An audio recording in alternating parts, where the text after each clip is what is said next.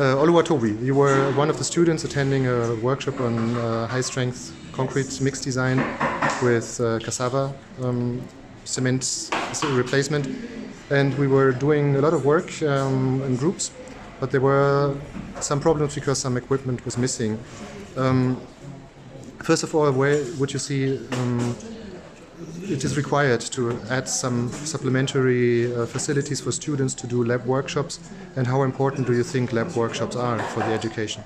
Well, if I would want to appreciate the organizers of this workshop, because if we had not done this, likely we might not have had an idea of how it is to prepare the high performance concrete, and probably our knowledge would not have been improved to this extent.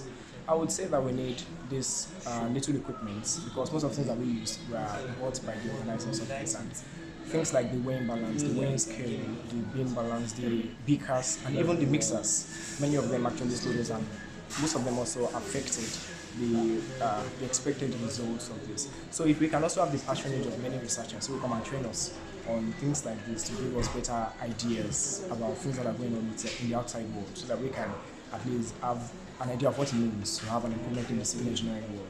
I believe this will go a long way in training the coming engineers. And how important do you think efficient laboratory workshops are in your entire education? Well, these are very not efficient to this extent, to this point, at least not as efficient as we would want.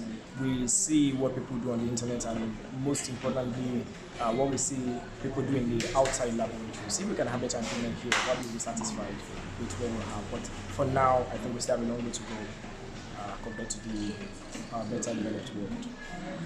Okay.